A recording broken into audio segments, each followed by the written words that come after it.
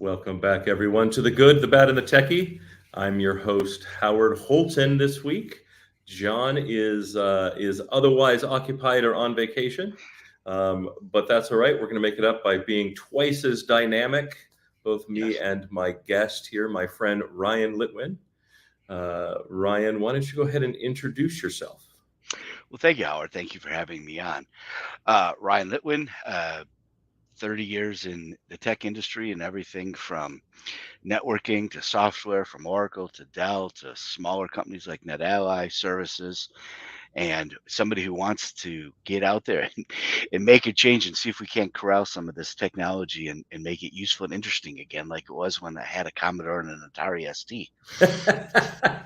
So, so you and I met when you were at NetAlly, and we kind of immediately hit it off, right? Yeah. Not because of the technology, not because of a sales pitch, not because of a booth graphic or anything like core business related, but you and I share the same passion, which is Yes. how do we ignite the passion in people for these things that we think are important and interesting and exciting? And Hmm. how do we start looking at the dynamics around like education and helping young people get started and helping people find these things that make up careers, Yes. right? Why is that so important to you?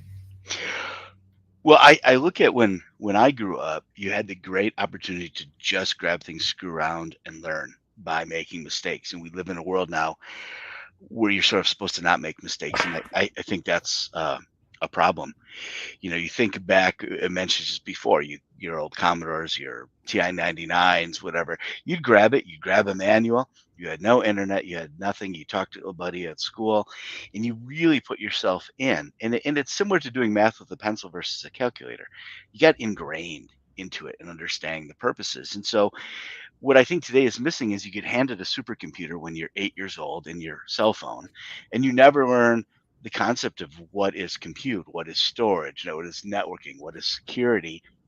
And then by the time you go to get into the industry, you're chasing a salary or for some certifications, and you're never building a passion. And I think it's what's missing and why we're inventing less is we don't have kids coming up in their garage making the next great thing. They're off to whatever school they think gives them the best chance to make the most money. And I think we have to fix that. I think that's why we're stagnant.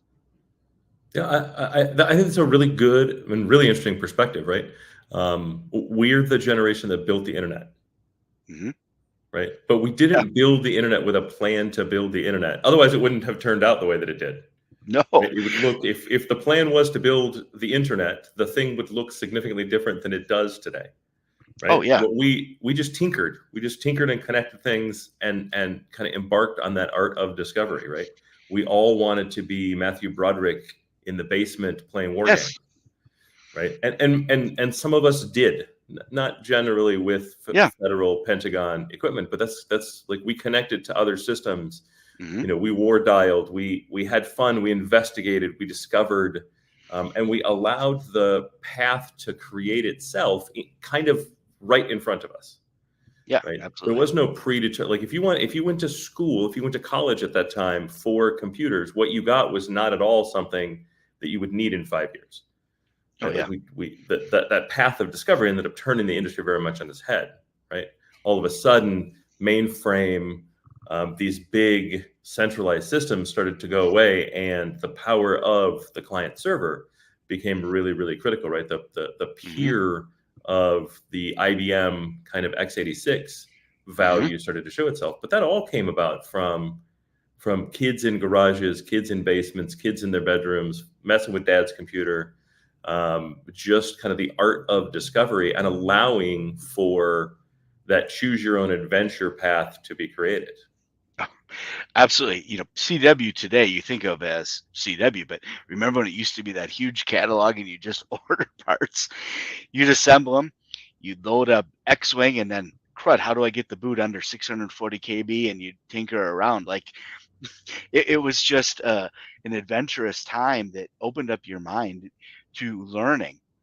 But actually, let me correct that. Not learning how to learn. I Yeah, think yeah. that's the Discovery, right? thing. It was Yes. all about discovery, and discovery is a path fraught with failure. where failure is the learning path, not success. Oh, failure is great. I used to tell the kids, I go, what's great about finding out you're wrong is you no longer say that stupid thing anymore. Right? Failure is great. Yeah, I like to say success pays, failure educates. Mm-hmm. Right? I don't remember two instances of success as education points, right? Generally, I succeeded because I already knew the thing. So I didn't really learn a lot from the success, but I do remember all the times I failed that caused a big learning to occur. Absolutely. Oh Right? gosh. Yeah. And I, we're not allowed to fail. Look at the parents are involved in sports and hovering, and I know it going sideways, but it's everything. Businesses are hovering, the creativity level. Think about where are skunk works anymore in a tech company? Like a certain amount of budget, we're just gonna go see what happens. in my case, they're within 3 feet of me. Yes, right. Right, because Well, that's you and how I I think that's how I different. came up, right? I always create skunk works within my organizations, and it's frustrating to me when I'm bound by something, generally Mhm. external to me, that I cannot create skunk works. Right? The organization doesn't buy into skunk works. The organization doesn't understand skunk works. They don't understand the value, right? They don't want to fund it, right? Budgets are too tight, whatever.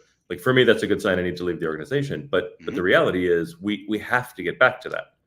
Oh, yeah. All great innovation begins there, right?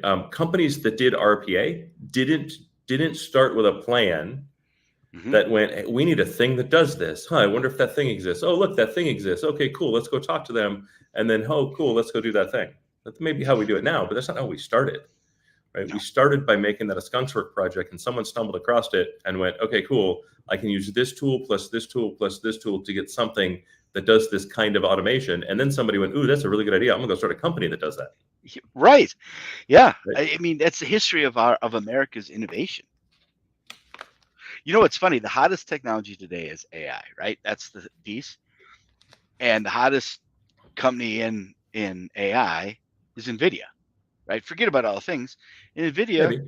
in the biggest company, I guess should say. But NVIDIA, Sure, sure. for running this, was a video game along with 3D FX, who they acquired and went in, and then suddenly with blockchain, they're like, oh, there's awareness. Oh, there's differences in types of processors, which people in the industry knew, but people didn't. And suddenly, average Joes are stacking up video cards to do blockchain for crypto.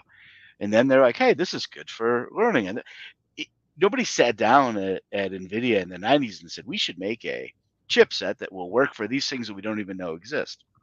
They just did things, and other people did things with what they created, and on and on and on. And that's the beauty of invention. It's important to note NVIDIA is one of the 5 most valuable companies today, and NVIDIA never created a workload. Right. Right? Ever. They answered the call that a workload existed. Oh, we Yeah. need dedicated graphics cards. We never needed dedicated graphics cards. No. Right? Like if you go back to the 80s when I started playing with computers, if you had a graphics card, which we often did, it was because there was no graphics built into the motherboard. And then we just Right. built those same crappy 16-bit graphic chipsets into the motherboard. Like, it Right. wasn't like we went, oh, well, we have these graphics because we need all the power. No, it was a VGA card that produced basic imagery for basic video games because you had no compute. You didn't really need a GPU. There was no concept of a GPU. It just output video in a particular format, right? And then the video games started to get complex and you ran out of processing. And somebody went, hey, like maybe we could create something where you could offload some of that processing to a video card. Okay, so now we already have ASICs, so we could probably build dedicated chips to do other things. Let's build a dedicated chip to produce video graphics. Oh, hey, that's really neat. Let's do more of that. Let's do more of that. Let's do more of that. And then they went, cool, we have this new use case, highly computational, that is distributed. So it's no longer the realm of supercomputers, but instead is the realm of people in their garages, literally. Yeah. And they started using graphic GPUs at first, but the GPUs weren't purpose-built for that workload. No. And they switched to ASICs again. Yep. Right? People tend not to know that. There was a period of dedicated ASICs. Dedicated ASICs aren't really dedicated, but where we were reusing Altec, I think it was Altec ASICs to run blockchain workloads to build Bitcoin, to mine Bitcoin. And then that kind of innovation came back and NVIDIA went, hey, we could do this, right? We could further break down what the GPU is, how the GPU works, and it would be good for this again, right? They've just been chasing the workload. And now the workload, while it's still a GPU workload, as in graphics display, the reality is the workload today is AI. Right. And now we're looking at DPUs. Now we're looking at TPUs, right? We're looking at all these other kind of more custom built processors to do specific workloads. And the company that has followed that, the company that has been in lockstep with where the industry is going and where the workloads are going and the demand, is one of the 5 wealthiest or most valuable companies in the world. And that happened almost overnight. Yeah.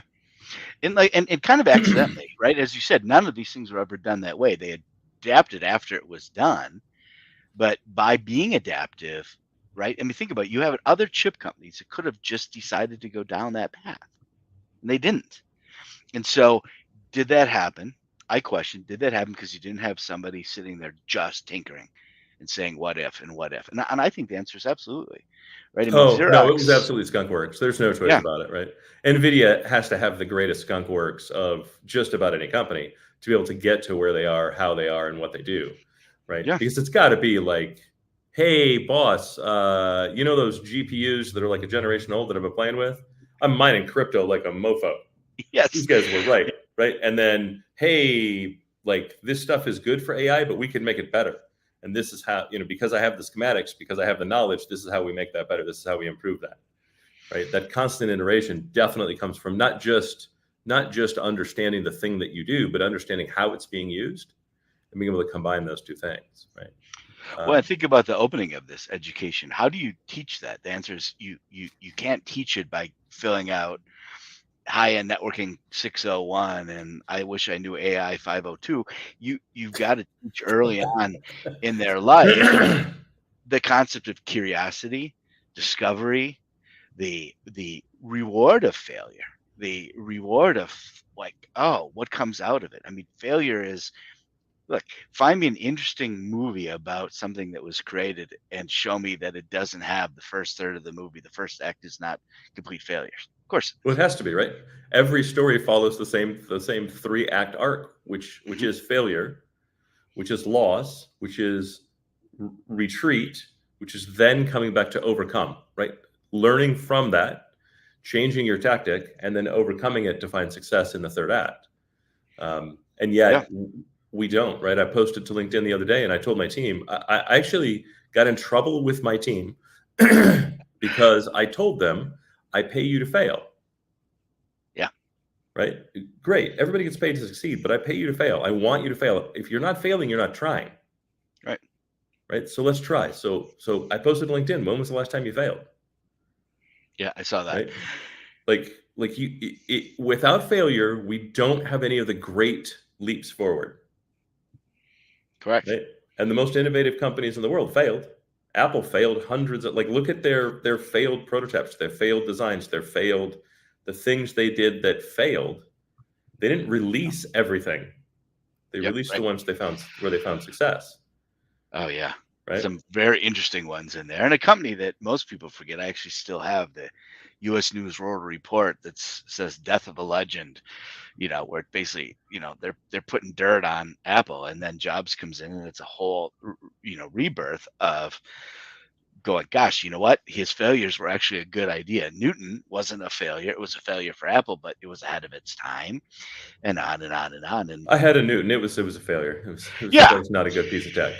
It was really interesting, but 7 minutes and the battery was dead, kind of thing. You know what I mean? It was ahead of its time. You couldn't really do what you needed. It reminds me of, Bluetooth was just waiting for batteries, and then it exploded, and now, everything is headphones. Everything has a counter to it, I think, that proves it out way. Apple in its early days was a little too much of an invention company. Yeah. And what it took was Apple going through kind of their Act 1 and Act 2 to learn that what they really needed to be was an innovation company. And for those who don't know the difference, right? Invention is for the purpose of invention. Innovation is pairing invention with execution. right? Market readiness is a Yes. big piece of execution. If the market isn't ready, you'll never properly execute, Mm-hmm. right? And if you look at Apple, what Apple learned was we don't need to be first, we need to be innovative, right? Give me any Absolutely. technology that Apple was first with, and I will tell you, you're wrong. They weren't first. They were not the first GUI. They weren't the first mouse. They Mm-hmm. weren't the first MP3 player. They weren't the first smartphone. They weren't the first No. tablet. They weren't the first, I don't know. Like they weren't the first Yeah. anything, right? But what they did was they were very, very, very good at watching the market. They were very, very, very good at staying abreast of things. They were very, very good at prototyping internally, Mm-hmm. right? And what Jobs did really well, and we'll use the iPod as the example, was said, okay, MP3 players are interesting, but they're for nerds. We need a bigger market. And I know MP3 players are still interesting, but they're for nerds. We need a bigger market. And right at the point where you had 15 to 50 competitors, right? Yeah. Right at the point where everyone, like it started to move out of kind of nerdism, right? MP3s were integrated into CD players. Like MP3 was kind of the defined format, and we were now pushing towards it. But everyone was finding the edges, the problems with the devices. And the problem with the devices was it's hard to load. They were small in size. They had terrible battery life. They Oh didn't yeah. have decent audio quality.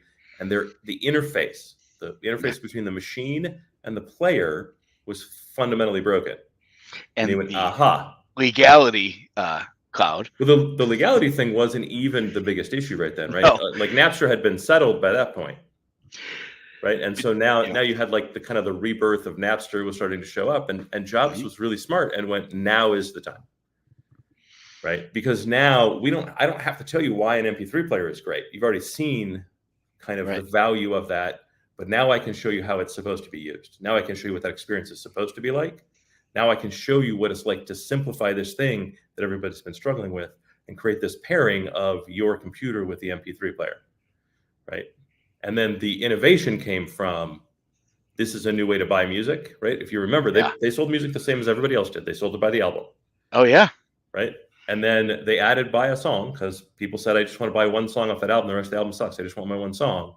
And then what they found was we're going to turn the entire industry on its head because nobody wants an album.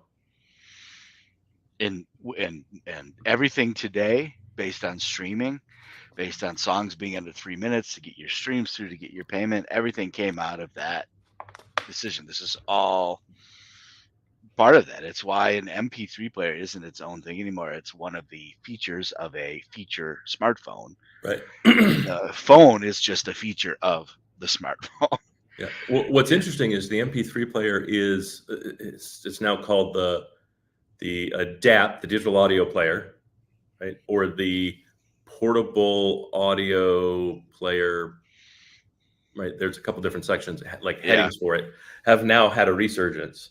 And if you go look at the cost of a fifth or sixth generation iPod, you'll be shocked how expensive they are.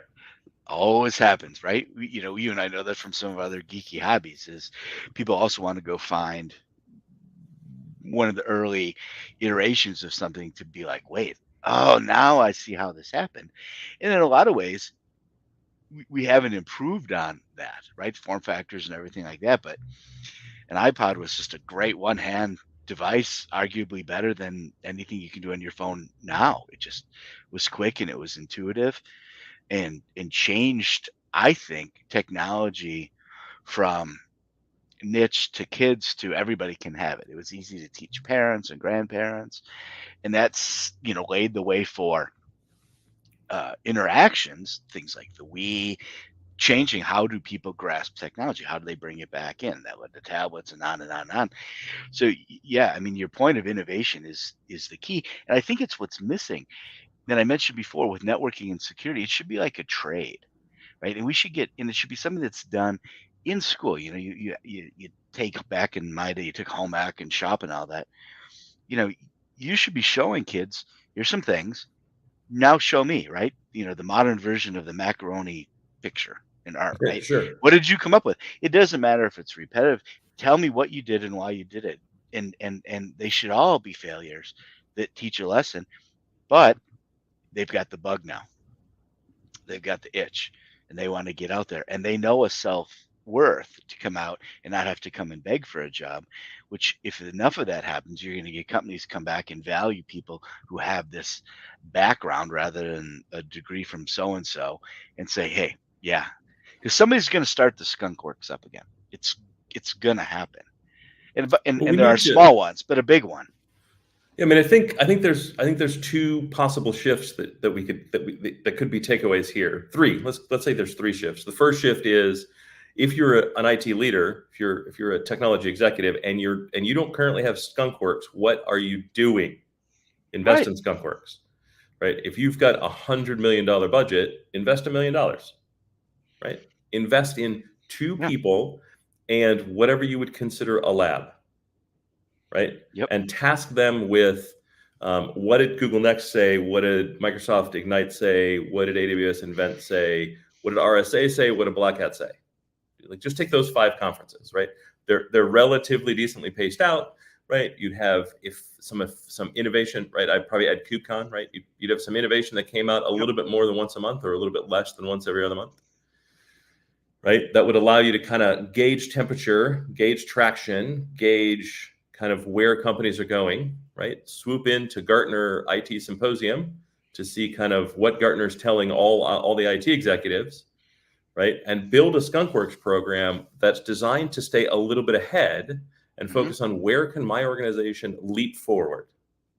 Oh yeah. Right. What are the 100 failures that are gonna find that fantastic piece of innovation that's going to turn into massive value for my organization? Right. A lot of these things that you couldn't get off the ground, you're likely to find. Yep. You're going to start right there, and are going to be explosive within your organization. And it's going to change because you're going out with something new to a show, right? You're going to be out at RSA shortly, and you're going to see all the signs of zero trust and all this stuff, and you're going to have a hard time figuring out what anybody actually does definitively. Right. And skunkworks allow you to do that, right? Skunkworks allow you to take, yes, hey, this is what 12 people said. How many of those 12 people actually know that? How many of those 12 people actually understand that? How many of those 12 people actually do that? right. Right. And then when it comes time to zero trust inside your organization, you're going to be prepared because you've invested in the preparation. Correct. Right. Yes, this stuff is long tail, not short tail. Right. But long tails provide lasting value. Yes. And reduce larger mistakes. Right. Let them fail so the organization doesn't. Let them fail so that you reduce your shelfware. Let them fail so you stop maintaining things that aren't providing value to the organization. Yeah, you can't just attach logos and say you're secure, you're fast, and we're in that iteration. I mean, you and I talked about this one time.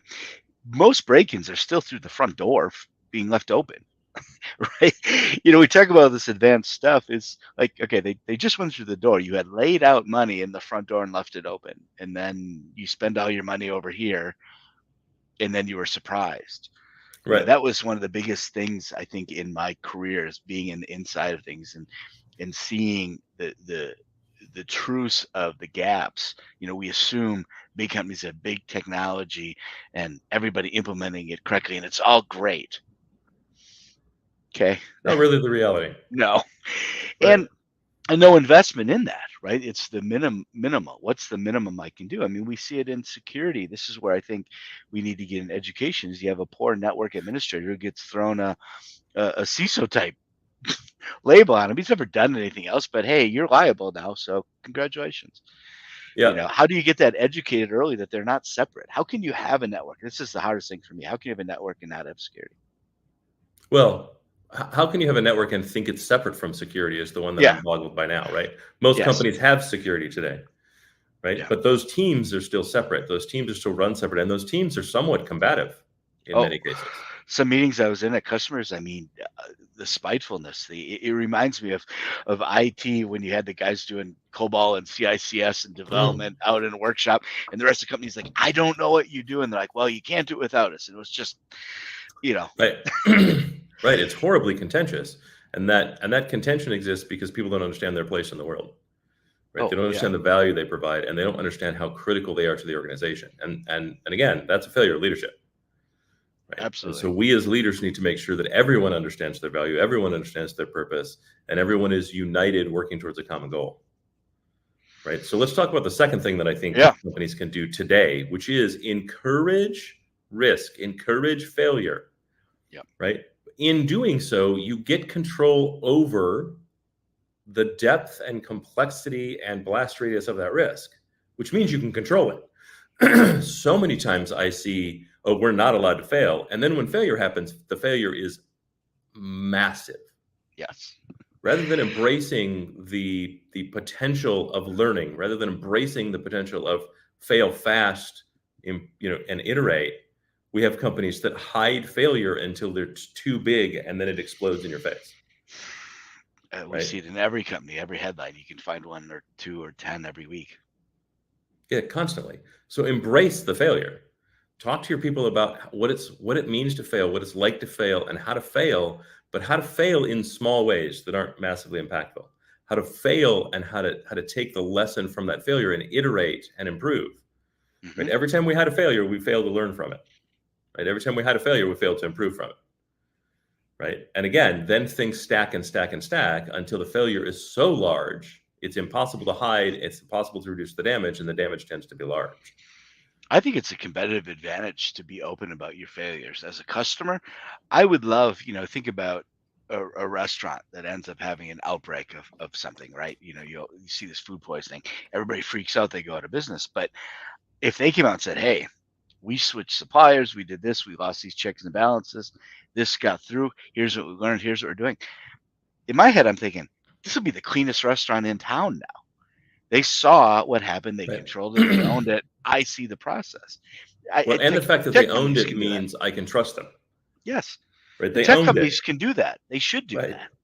Right. Tech companies absolutely should do that. What tech companies shouldn't do is what SolarWinds did and got sued for. Right. Right.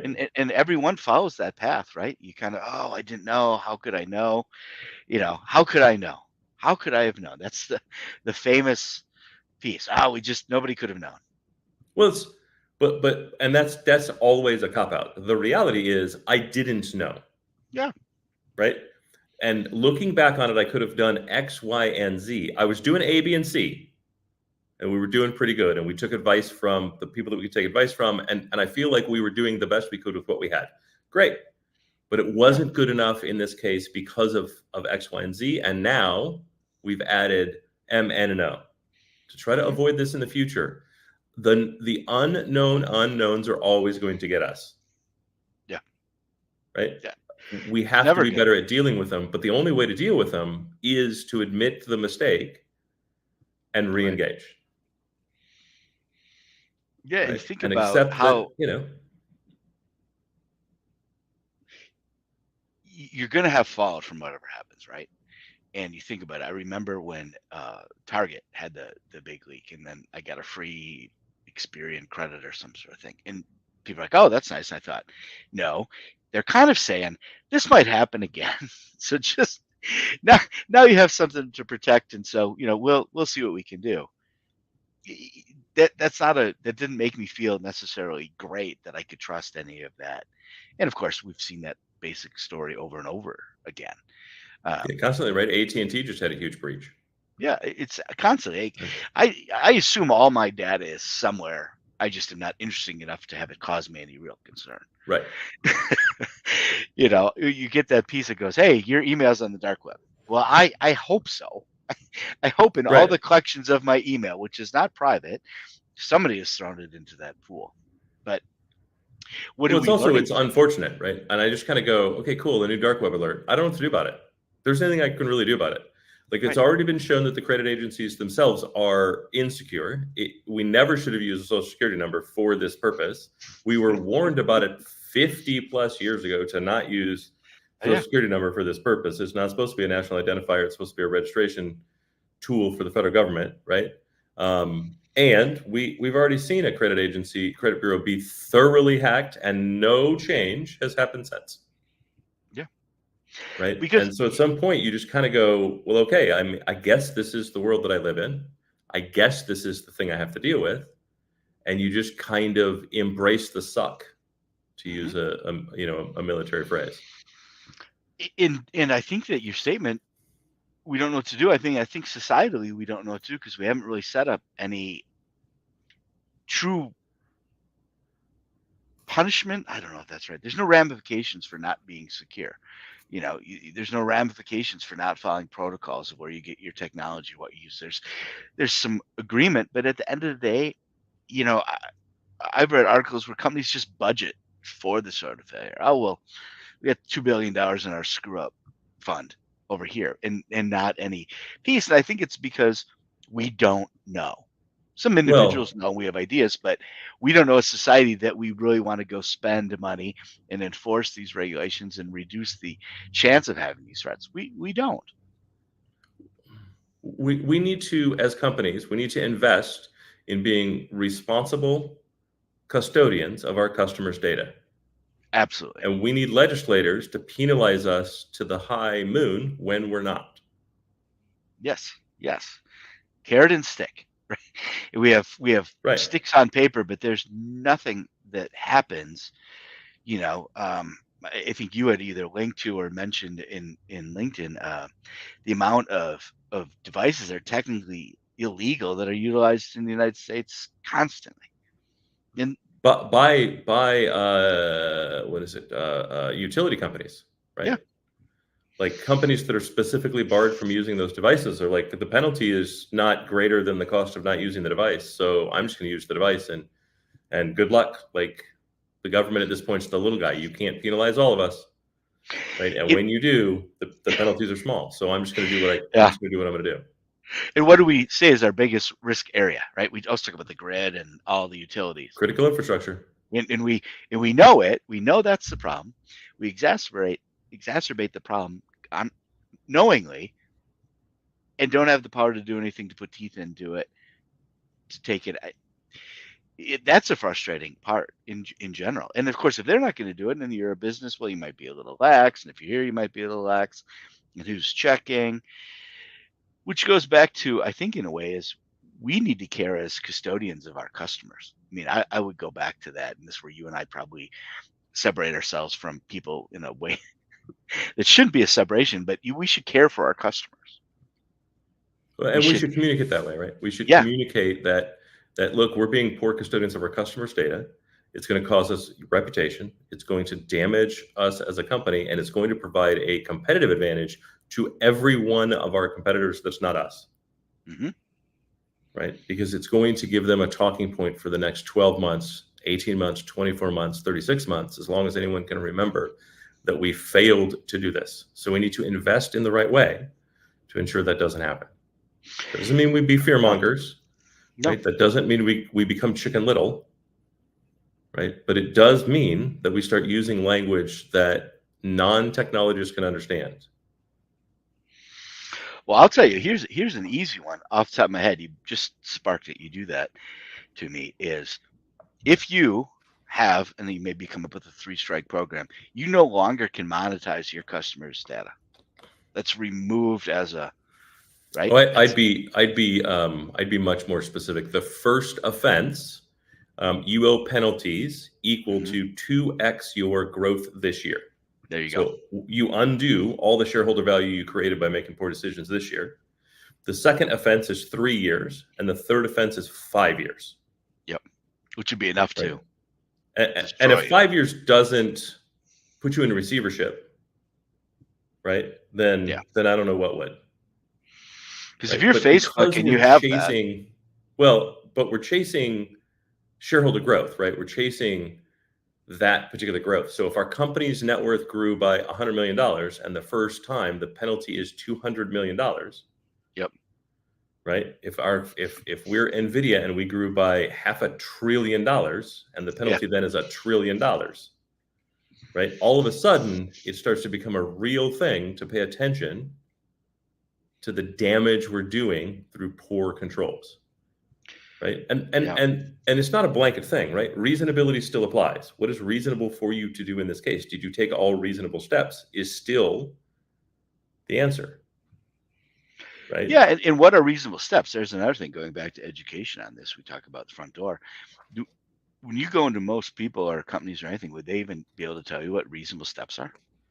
If you ask 100 people, you can get 100 different answers. No, but that's where the law actually enters into the conversation. Right. right? Reasonability is a legal term, and it is the thing that you argue in court, right? Yeah. And so your legal team or your outside counsel is likely to be able to advise you on what is reasonable.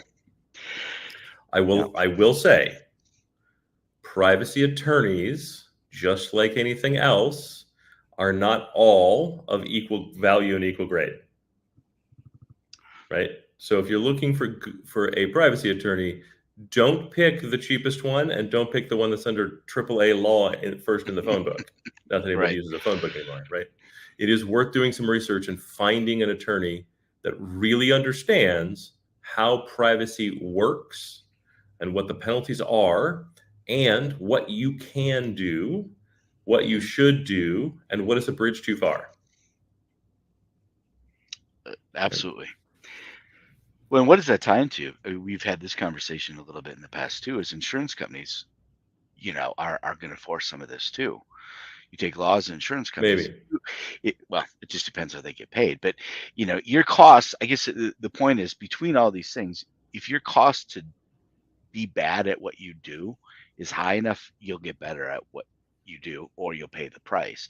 And perhaps the idea of providing value to shareholders will lead shareholders to want to be concerned about things rather than divesting Fisher Price from Mattel or whatever the latest, active investor story is of the week. It's going to be, hey, you do these things, but you do all these things, which takes away the value of these things you do good. So let's focus on that.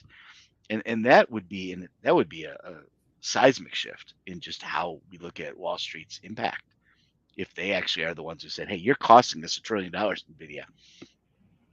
Whatever the investment is, it's not $1 trillion. Fix it. For sure. Right. So, well, on that note, this has been another episode of The Good, the Bad, and the Techy. Please like, subscribe, share, comment. If you'd like to be a guest, please reach out. If you think we were wrong and want to come on and offer a differing opinion, I'd love to have you. Again, I'm Howard Holton, and this week with Ryan Litwin. I hope you all had a great time, and we'll see you on next week's episode. Thanks, Ron.